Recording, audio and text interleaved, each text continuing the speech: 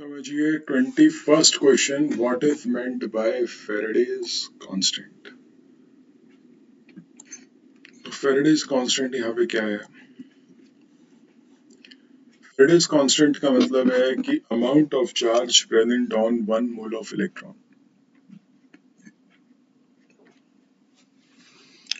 तो one Faraday constant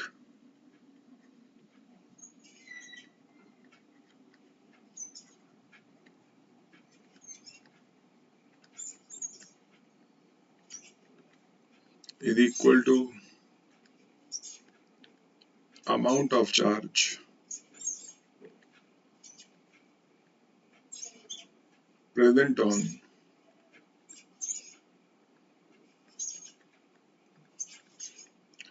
one mole of electron. देखिए physical के मैंने आपसे कहा है कि पेजेस बना लीजिए और उन पेजेस में कुछ ऐसी इंफॉर्मेशन लिखिए जो आपको नहीं पता है। फिजिकल के पेजेस में फिजिकल की लिखिए, जैसे इलेक्ट्रो चल रहा है अभी। एक फेरेडे कांस्टेंट में कितने चार्ज होता है? 96500 कूलम। और कितने इलेक्ट्रॉन्स होते हैं? 6.023 इंटू 10⁻23 इलेक्ट्रॉन्स। इतने इलेक्ट्रॉन्स आप कहीं से ही पास कर दीजिए, वन फेरेडे चार्ज आपका पास हो गया। अगर इलेक्ट्रॉन्स के टर्म्स में हमें फेरेडे निकालना हो तो number of electron divide by Avogadro number, आपको नंबर ऑफ फेरेडे आ जाएगा in terms of electrons. Next question है express the relationship between degree of dissociation of an electrolyte and its molar conductivity. तो ये देखिए ये कहाँ पे हमें मिलेगा? ये कॉलरॉस लॉ में आपको बताता भी जाता हूँ कहाँ पे है ये। तो कॉलरॉस लॉ के अंदर ये कंडक्टिविटी, कॉलरॉस लॉ शुरू हो गया, ये रहा degree of dissociation in terms of conductivities. Question भी यही कह रहा है, क्वेश्चन पढ़ लेते हैं। एक्सप्रेस द रिलेशन किसके बीच में? Degree of dissociation end of an electron and its molar conductivity. तो 22nd क्वेश्चन है एप्लीकेशन ऑफ कॉलरॉस लॉ में मिलेगा आपको।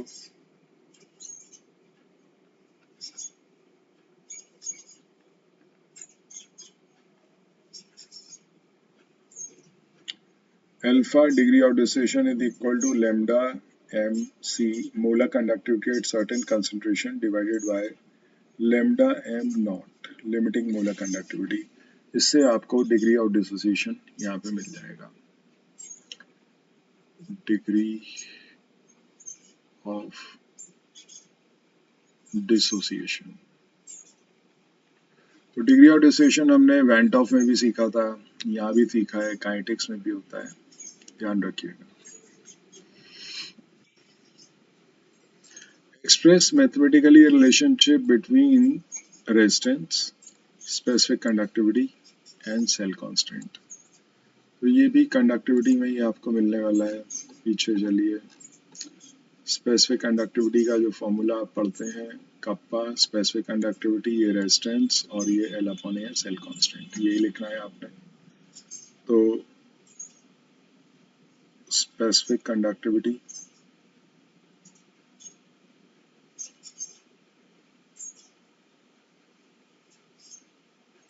Kappa is equal to 1 upon R into L upon A. तो यहाँ पे ये आर रेजिस्टेंस है, एल अपॉन ए को हम सेल कांस्टेंट बोलते हैं। इसको जी से भी सिंबलाइज कर देते हैं और इसको सेल कांस्टेंट कहा जाता है। ऐसे ही आ जाइए अब 24th क्वेश्चन पे।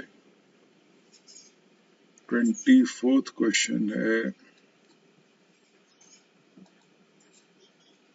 Name any two metal which can be used for cathodic protection of iron. कल भी हमने किया था कैथोडिक प्रोटेक्शन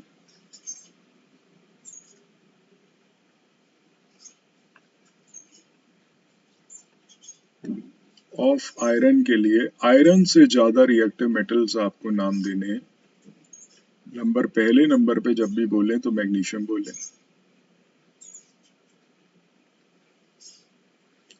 दूसरे नंबर पे zinc. I think so type नहीं पूछा, नेम एनी टू मेटल पूछा है। अगर टाइप पूछे तो मोर रिएक्टिव देन बता दीजिएगा। What is the basis of obtaining electrical energy in fuel cell? अब देखिए इसका आंसर हमें यहाँ मिलेगा, कल मैंने पढ़वाया भी था आपको, ये इस पेज पे देखिए यहाँ लिखा है दो cells in which energy produced from the combustion of fuel such as hydrogen, carbon monoxide and methane is directly converted to electrical energy. अगर आप कन्वर्जन चाहते हैं हीट एनर्जी का obtained by combustion of fuels into electrical, तो आपको ये मानना पड़ेगा is possible because combustion reactions are also redox reactions. यहाँ पे आपसे क्या पूछा है, यहाँ पे आपसे ये पूछा है कि what is the basis of obtaining electrical energy in fuel cell. आप कंबशन रिएक्शंस को रिडॉक्स रिएक्शंस मान रहे हैं, जिसकी वजह से वहाँ पे जो एनर्जी ऑफ कंबशन है यानी कि हीट एनर्जी कन्वर्ट हो रही है इलेक्ट्रिकल में। तो इसका सिंपल सा आंसर ये लिखना है, because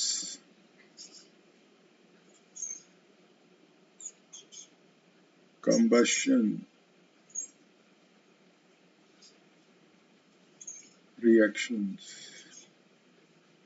are also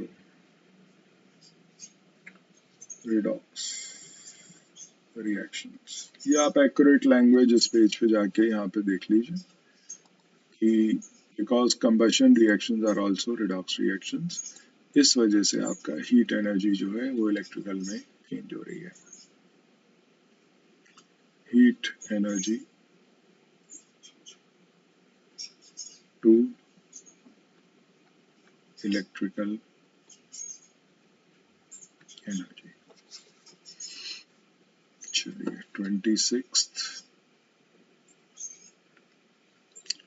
26th question यहाँ पे है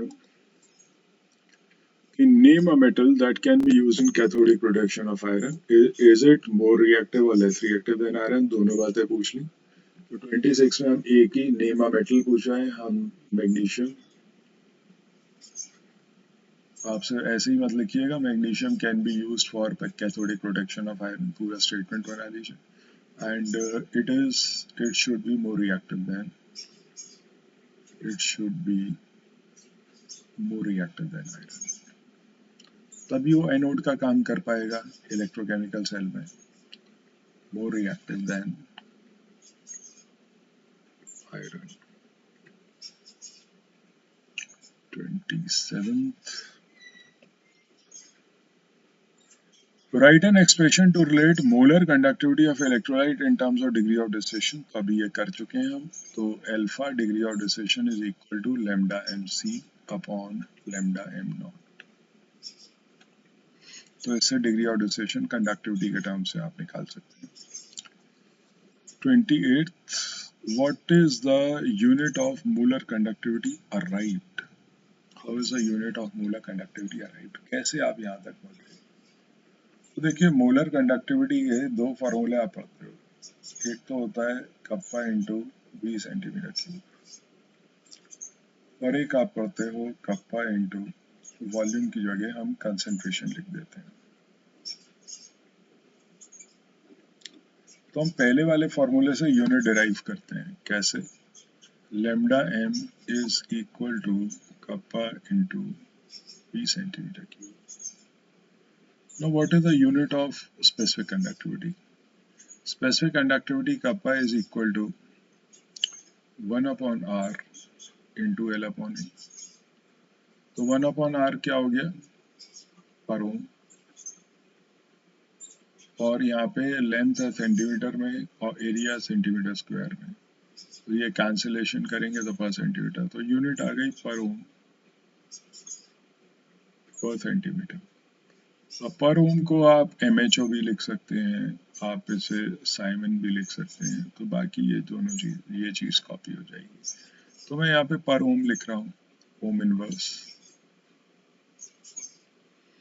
इनटू सेंटीमीटर क्यूब। तो यहाँ पे अगर इसको 1 बाय ओम हम लिखते हैं into 1 upon centimetre into centimetre cube, जो कि वॉल्यूम की यूनिट सेंटीमीटर क्यूब में है, तो ये तो कट जाएगा, क्या रह जाएगा 2। तो ये हो गया यूनिट पर ओम सेंटीमीटर स्क्वायर। अब क्योंकि मोलर कंडक्टिविटी है तो हमने 1 मोल इलेक्ट्रोलाइट डाला था, तो पर मोल आ जाएगा। तो इस तरीके से हम यूनिट पे पहुंचते हैं। तो ये पूरा डेरिवेशन आपको करके दिखाना पड़ेगा। 29th, write the equation showing the relationship between standard free energy and standard cell potential। तो स्टैंडर्ड फ्री एनर्जी और स्टैंडर्ड सेल पोटेंशियल के बीच में क्या रिलेशनशिप है यहाँ पे, तो वो रिलेशनशिप मैं यहाँ पे आपको लिख देता हूँ, दिखा भी देता हूँ कहाँ पे है। तो उसके लिए थोड़ा सा ऊपर चलते हैं, जाने व्हीकल्स हैं। देखिए ये है स्टैंडर्ड फ्री एनर्जी और ये स्टैंडर्ड सेल पोटेंशियल। तो ये रिलेशनशिप यहाँ पे हम पूछा भी यही है, relationship between standard free energy, standard means not लगेगा, एंड स्टैंडर्ड सेल पोटेंशियल के बीच में। 29th, ये एक फॉर्मूला लिस्ट भी आपके लिए तैयार हो गई है यहाँ पे, लगभग आप देख सकते हैं।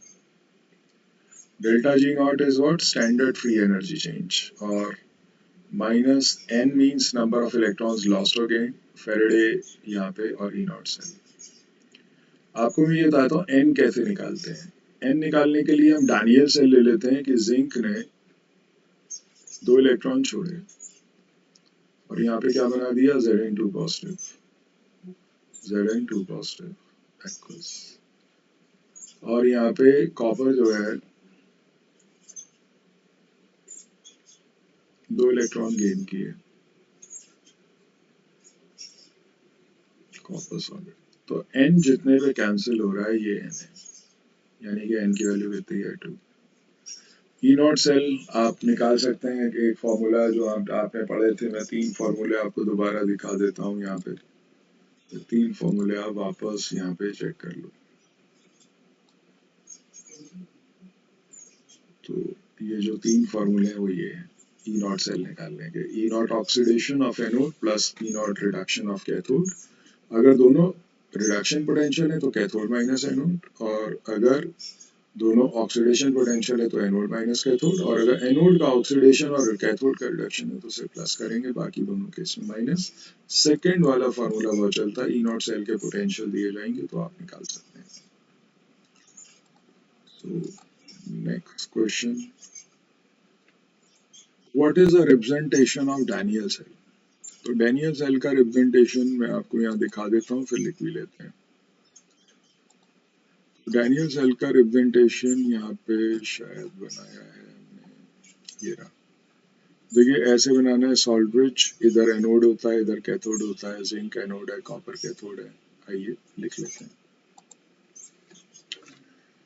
सो 30th क्वेश्चन है, I think so, yes, representation of, कोशिश करिए साथ साथ लिख के करने की।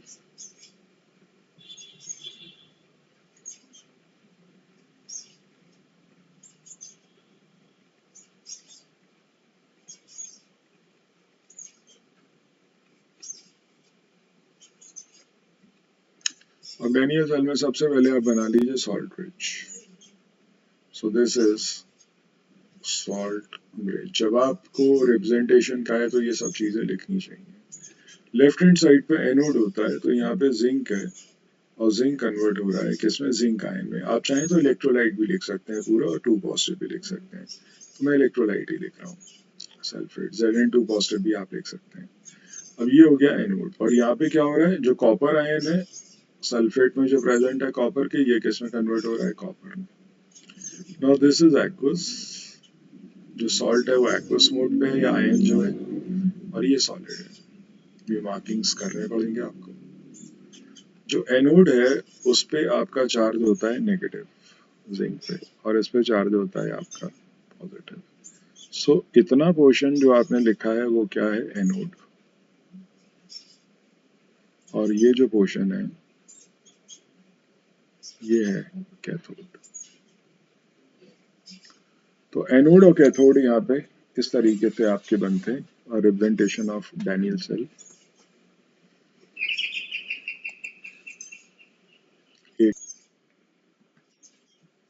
तो ये रिप्रेजेंटेशन है डैनियल सेल का आपका। तो डैनियल सेल के रिप्रेजेंटेशन में आप यहाँ पे देख सकते हैं। नेक्स्ट क्वेश्चन यहाँ पे देखते हैं।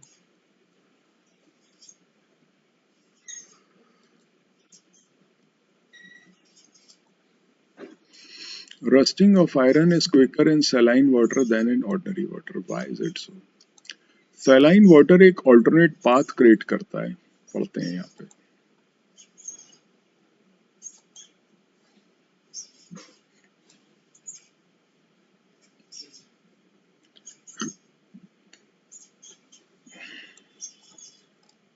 पढ़िए।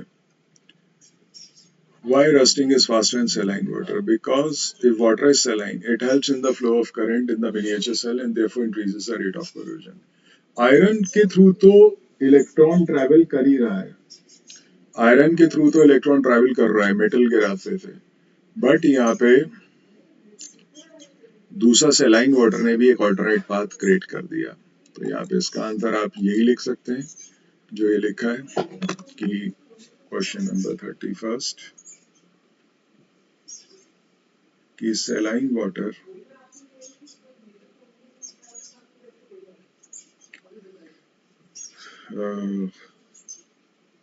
helps in migration of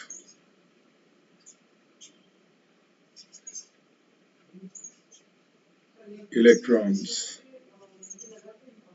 from anode to cathode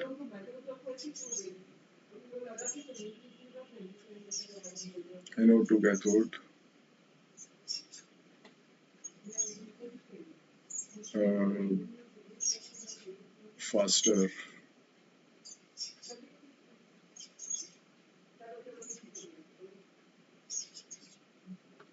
in addition to metal। तो मेटल के अलावा एक ऑल्टरनेट पाथ है।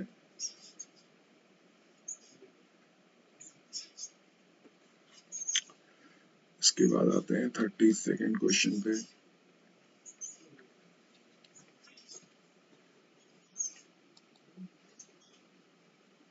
Define specific conductivity.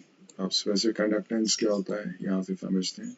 The conductivity of all the ions present in 1 centimeter cube of solution is known as specific conductivity। The conductivity of all the ions किसमें present है? 1 centimetre cube of electrolyte, 1 ml of electrolyte. 1 ml के अंदर जितने भी ions हैं उनकी जो conductivity है उसको हम बोलते हैं स्पेसिफिक कंडक्टिविटी।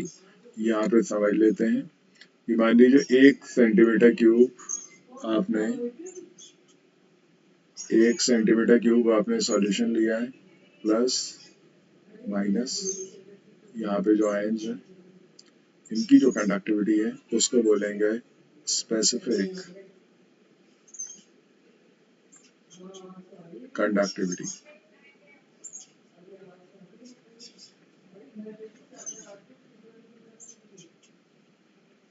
33 यानी कि ions present in 1 centimetre cube और 1 ml of solution.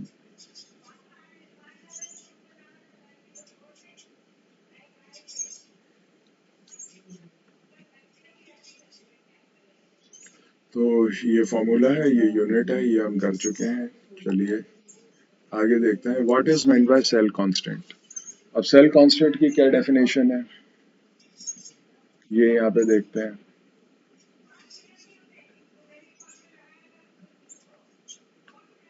L upon A. तो आप इसकी एक मिनट डेफिनेशन लिखिए कि it is a ratio of length between two electrode to the area of electrode. लिखिए definition.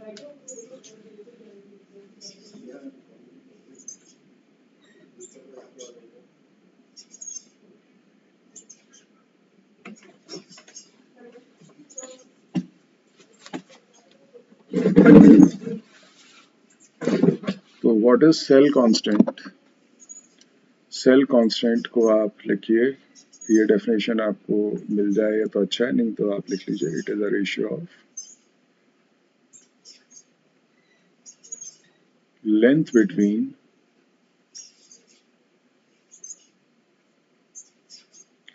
electrodes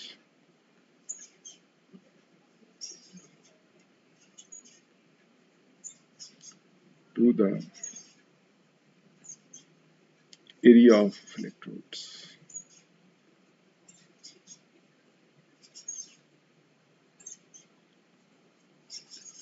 What is the length between two electrodes और A क्या है यहाँ पे area of electrodes. 34th.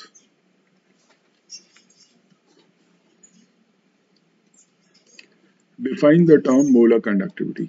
Now molar conductivity एक बार मैंने याद भी कराया था आपको, दोबारा देख लेते हैं. Molar conductivity की definition क्या है? The conductivity of all the ions produced on dissolving 1 mole of electrolyte in V centimeter cube of solution such that the distance between two electrodes is 1 centimeter and whole of the electrolyte is contained between the two electrodes. तो यहाँ पे खास बात क्या है ध्यान रखने वाली, ये देखिए हम बात कर रहे हैं मोलर कंडक्टिविटी. देखिए डेफिनेशन ऐसे ही याद हो जाए तो बहुत अच्छी बात है, नहीं याद हो तो कम से कम कीवर्ड्स लिखना मत भूलिएगा. तो मोलर कंडक्टिविटी जिसको सिंबलाइज हम लैम्डा एम से करते हैं. What are the keywords? Number पहला कंडक्टिविटी आप गिन रहे हैं किसकी? Conductivity all ions. ये आयंस कहां से आए? 1 मोल इलेक्ट्रोलाइट आपने डिसॉल्व किया.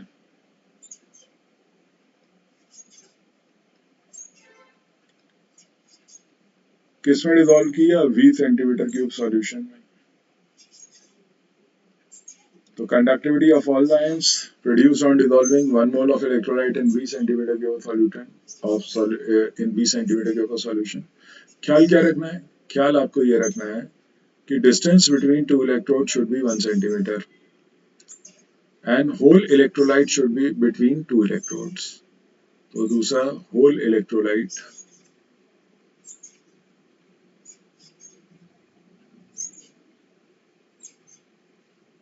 Between two electrodes.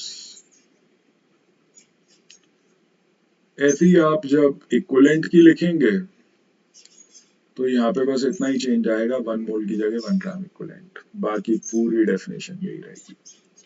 तो ये मोलर कंडक्टिविटी की डेफिनेशन है. Then what is the sign of delta G for electrolytic cell? देखिए इलेक्ट्रोलिटिक सेल की बात कर रहे हैं और इलेक्ट्रोलिटिक सेल इलेक्ट्रोलिसिस होता है एक्सटर्नल हेल्प की प्रेजेंस में. जब तक आप बाहर से इलेक्ट्रिसिटी नहीं देंगे तब तक वो इलेक्ट्रोलिसिस होना ही नहीं है. और जो किसी कोई प्रोसेस एक्सटर्नल हेल्प से चलता है उसके अंदर डेल्टा जी हमेशा पॉजिटिव होता है, यानी कि प्रोसेस होती है नॉन स्पॉन्टेनियस एक्सटर्नल हेल्प से जो चल रही है. तो यहाँ पे 35th क्वेश्चन, आप बात कर रहे हो इलेक्ट्रोलिटिक सेल की.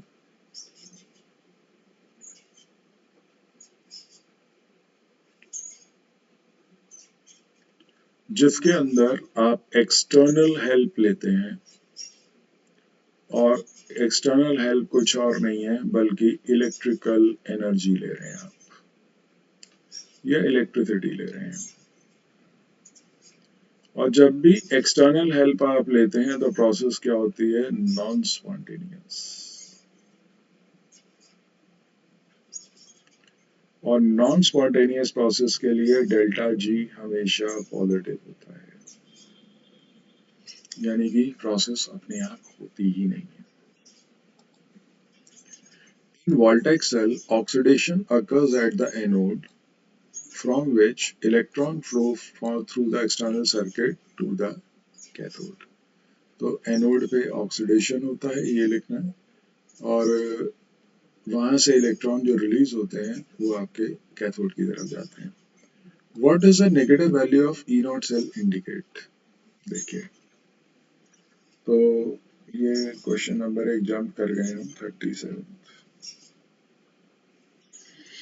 37th क्वेश्चन में ई नॉट सेल अगर आपका नेगेटिव आता है तो इसका मतलब है प्रोसेस इज नॉन स्पॉन्टेनियस.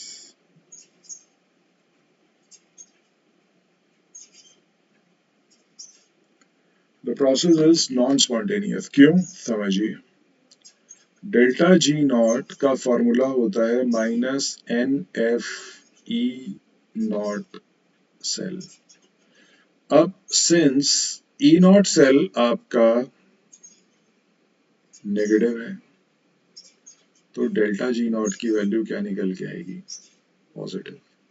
और अगर process positive delta G not आ रहा है तो प्रोसेस इज नॉट स्पॉन्टेनियस। अगर आप चाहते हो कि ये प्रोसेस हो तो ई नॉट सेल पॉजिटिव होगा तभी डेल्टा जी नॉट नेगेटिव आएगा तब प्रोसेस स्पॉन्टेनियस होगी। तो इसीलिए delta G E not cell negative आपसे पूछ रहे हैं what does this indicate, that the indication क्या है? प्रोसेस नॉन स्पॉन्टेनियस है। What is the function of platinized platinum in standard hydrogen electrode? देखिए स्टैंडर्ड हाइड्रोजन इलेक्ट्रोड पहले मैं आपको दिखाता हूँ।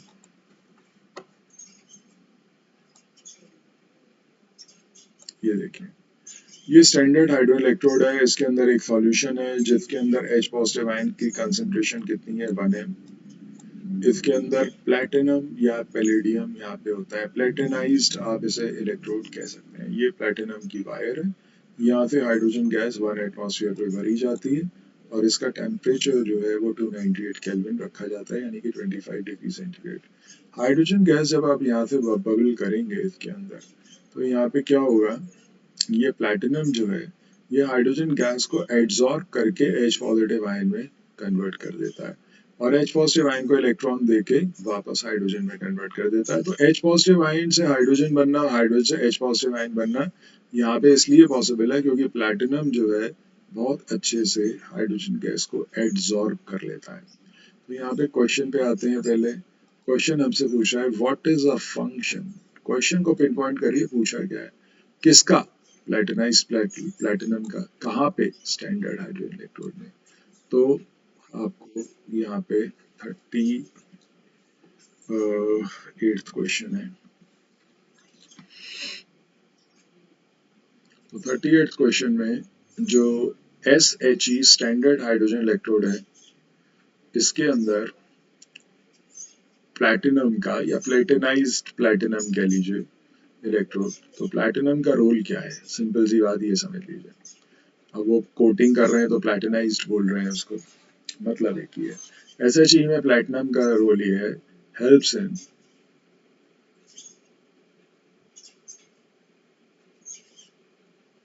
Adsorption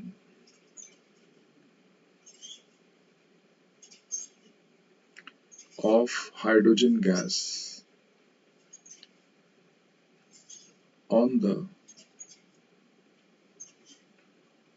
surface of platinum and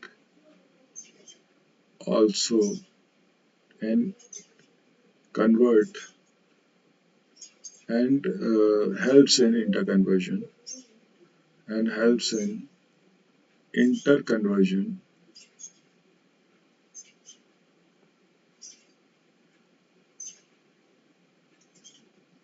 of H positive to hydrogen and vice versa।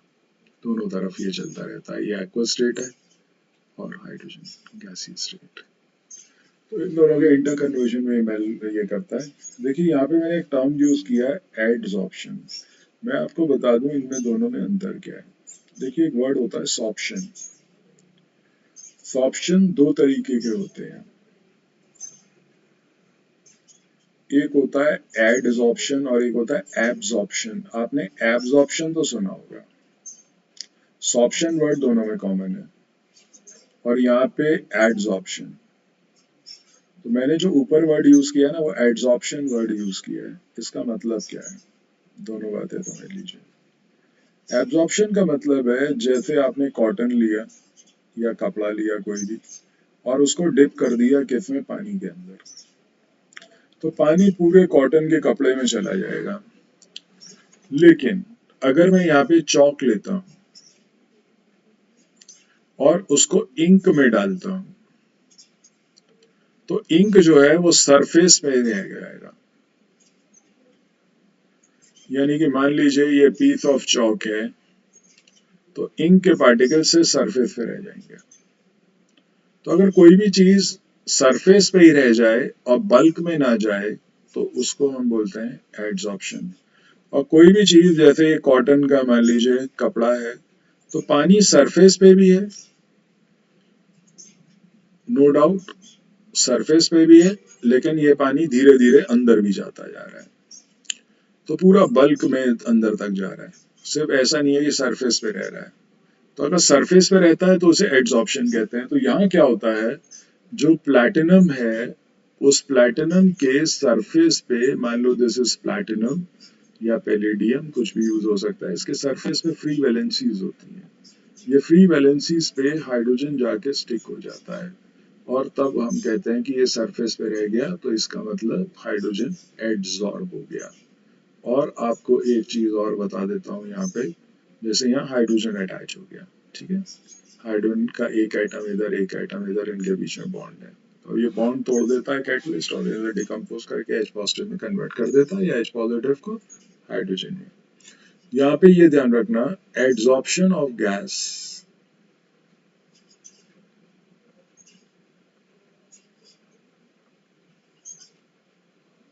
on the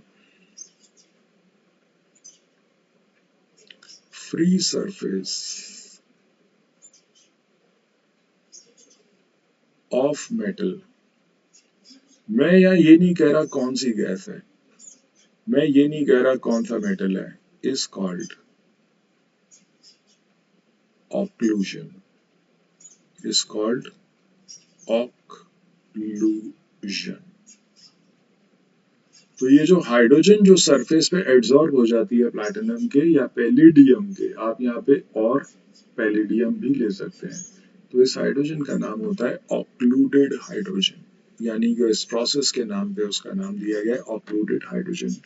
तो इस तरीके से ये प्लैटिनम काम करता है। मैंने तो बहुत डिटेल समझा दिया आपको, बट यहाँ पे ये 3 लाइनें ही आपका आंसर यहाँ पे बनेंगी। तो 39 40 तक का टारगेट रखते हैं आज। How is it impossible to obtain electrode potential of single electrode. अब देखिए, आप इलेक्ट्रोड पोटेंशियल सिंगल इलेक्ट्रोड का क्यों नहीं निकाल सकते, चलिए इस बात को समझते हैं। भाई मैंने यहाँ पे 39th क्वेश्चन है, मैंने यहाँ पे सोचा कि मैं जिंक का एक इलेक्ट्रोड लेता हूँ और उसको एक इलेक्ट्रोलिटिक बाथ में डिप करता हूँ। इसके अंदर जिंक के आयंस हैं, यानी कि ये जिंक सल्फेट है 1m, ZnSO4 और वो भी 1m। तो यहाँ पे क्या होगा, आप एक जिंक रॉड लीजिए और इसको डिप कर दीजिए। अब मुझे इसका पोटेंशियल चाहिए। भाई मैं कहता हूँ कि मैंने रिडक्शन पोटेंशियल जिंक का नापा, E not of Zn2 positive oblique Zn, और मैंने इसकी वैल्यू भी असाइन कर दी 0.76 वोल्ट माइनस में। कहाँ से आया, क्या सिंगल इलेक्ट्रोड का पोटेंशियल मैं निकाल सकता हूँ, समझिए। यहाँ पे मैं अगर देखूं तो यहाँ पे क्या होगा, जिंक सल्फेट में डालने पे डिसोल्यूशन होगा, जिंक जो है वो जिंक आयन में कन्वर्ट होगा। कैसे, zinc solid -2 electrons, arrow Zn2 positive. ये इलेक्ट्रॉन तो यहाँ रह जाएंगे, जिसकी वजह से यहाँ क्या नेगेटिव चार्ज, और जिंक आयन की एक पॉजिटिव लेयर जो है वो यहाँ पे सॉल्यूशन में बन जाएगी। ऐसे ही पॉजिटिव बहुत सारे आयन्स आपके जिंक के सॉल्यूशन के अंदर आ जाएंगे। तो अब आप कहोगे कि भाई ये रही पॉजिटिव लेयर और ये रहा नेगेटिव लेयर, इन दोनों के बीच के पोटेंशियल डिफरेंस को आप नाप लो, ये आ गया आपका क्या है, इलेक्ट्रोड पोटेंशियल। तो सिंगल इलेक्ट्रोड का अगर इलेक्ट्रोड पोटेंशियल निकालना है तो आपको ये प्रोसेस करना पड़ेगा। क्या ये पॉसिबल है, क्यों पॉसिबल नहीं है, भाई ये तो चलो फिक्स है, आयनिक लेयर मोबाइल है, ठीक है, जो नेगेटिव चार्ज है वो आपका फिक्स्ड है, उस चलो इलेक्ट्रोड को आप पकड़ सकते हो, फिक्स्ड मतलब ऑन मेटल, मेटल की पोजीशन फिक्स है। बट यहाँ पे जो पॉजिटिव चार्ज है वो यहाँ पे क्या है, मोबाइल लेयर है, फिक्स नहीं है। मोबाइल लेयर में आयंस को कहाँ तक ढूंढोगे, कोई आगे पीछे हो गए, पोटेंशियल हमेशा ही वैरी होता रहेगा, कभी इतनी वैल्यू आएगी नहीं। तो ये क्या है, इन सॉल्यूशन, सॉल्यूशन है मोबाइल लेयर, आयनिक लेयर है, दिस इज आयनिक लेयर, इसलिए पॉसिबल नहीं। Because it is difficult to locate ionic layer in solution, इसीलिए आप सिंगल इलेक्ट्रोड का पोटेंशियल नहीं निकाल सकते। It is difficult to locate ionic layer, इसको लोकेट नहीं कर सकते आप, तो लैंग्वेज बना लीजिएगा, मैंने पूरी बात आपको समझा दी है। Now 40th question, the standard reduction potential of zinc ion is इतना, write the reaction occurring at electrode when it is dipped with SHE or NHE। ठीक है, तो आपको दोनों इलेक्ट्रोड्स पे आपको बताना है, जब हमने इसको स्टैंडर्ड हाइड्रोजन इलेक्ट्रोड या नॉर्मल हाइड्रोजन इलेक्ट्रोड पहले बोलते थे पुराने टाइम में, वो स्टैंडर्ड हो गया, तो स्टैंडर्ड हाइड्रोजन इलेक्ट्रोड के साथ आपने इसे कपल किया हुआ है। ठीक है,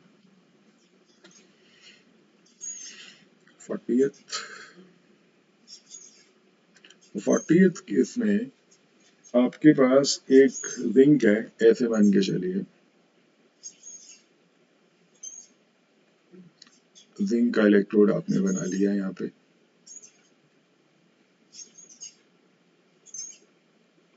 और इसको आपने एक SHE के साथ कवर अप कर दिया। यहाँ पे मैं प्लैटिनम का पीस ले रहा हूँ, ये प्लैटिनम की वायर है, इसके ऊपर मैंने एक बीहाइव लगा दिया, यहाँ पे हाइड्रोजन का इनलेट भी बना दिया और यहाँ से ये निकाल दिया, और ये प्लैटिनम वायर है। अब ये जो कनेक्टेड है ये किससे है, वोल्टमीटर से कनेक्टेड है, गैल्वेनोमीटर कह लीजिए। So this is SHE and this is zinc. Reduction potential यहाँ पे दिया हुआ है, तो यहाँ पे क्या हो रहा है, देखिए यहाँ पे जिंक और hydrogen, this is what hydrogen, H positive oblique H2। तो अगर मैं यहाँ पे पोटेंशियल लिखूं तो E0 Zn2 positive oblique Zn, मेरे को क्वेश्चन में ही दिया हुआ है कितना, -0.76 वोल्ट।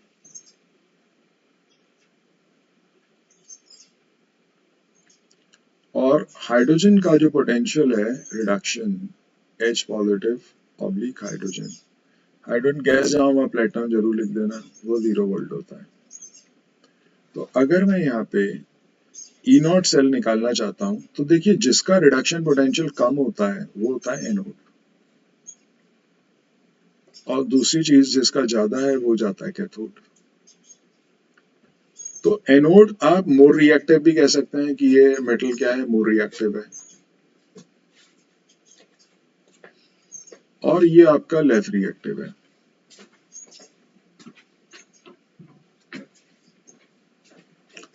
तो अब अगर मैं यहाँ पे इसमें सेल कंस्ट्रक्ट करना चाहता हूं, तो मुझसे क्या पूछा है कि कौन से रिएक्शन होंगे, भाई एनोड पे क्या होता है, एनोड पे रिएक्शन जो होगा वो होगा आपका कि जिंक जो है 2 इलेक्ट्रॉन छोड़ेगा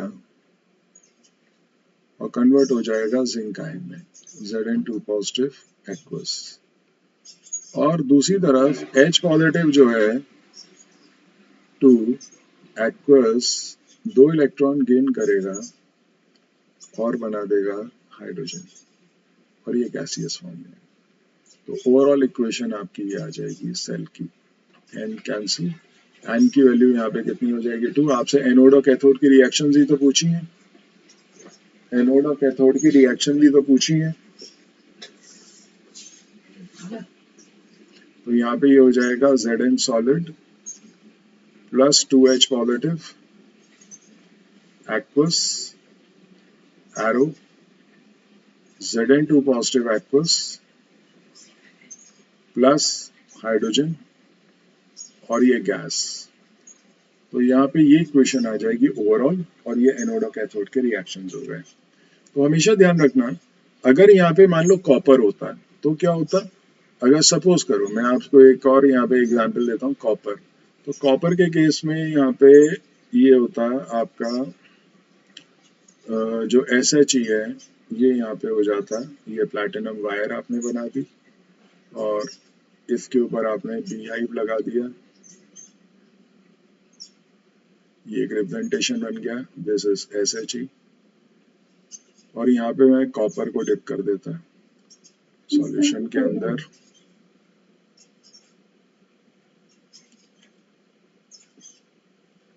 तो यहाँ पे गैल्वेनोमीटर और ये यहाँ पे SHE है और ये कॉपर है आपका और ये कॉपर सल्फेट है, तो उस केस में ये एनोड हो जाएगा और ये कैथोड हो जाएगा। क्यों?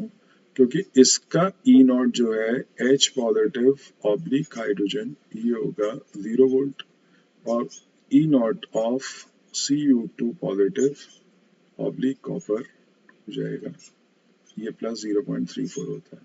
तो जिसका ज्यादा है वो कैथोड हो गया, जिसका कम है वो एनोड हो गया। तो यहाँ रिएक्शन उल्टे हो जाएंगे, हाइड्रोजन अब इलेक्ट्रॉन छोड़ेगा, हाइड्रोजन इलेक्ट्रॉन छोड़ के H पॉजिटिव में कन्वर्ट होगा और उन इलेक्ट्रॉन्स को कॉपर गेन करेगा और कॉपर में कन्वर्ट हो जाएगा। तो इस तरीके से कॉपर से भी रिएक्शन आ सकता है। तो आप ये चेक करो, जो कम रिएक्टिव है मतलब जो ज्यादा रिएक्टिव है वो एनोड होना चाहिए, जो कम रिएक्टिव है वो कैथोड होना चाहिए। इस केस में जिंक ज्यादा रिएक्टिव है और उस केस में हाइड्रोजन ज्यादा रिएक्टिव है कॉपर से। तो मैंने 40 क्वेश्चंस करा दिए हैं, प्लीज इसको कवर अप करिए, आगे के क्वेश्चंस करिए और मुझे प्रॉब्लम्स भेजिए तो मैं ये प्रॉब्लम डिस्कस कर लूंगा जो भी आपको दिक्कत आ रही है। 40 तक काफी बेसिक्स क्लियर हो गए होंगे, अगर हम यहाँ तक कर चुके हैं तो फिर हम आगे मूव कर जाएंगे आपका न्यूमेरिकल्स की तरफ। ठीक है, चलिए, थैंक यू।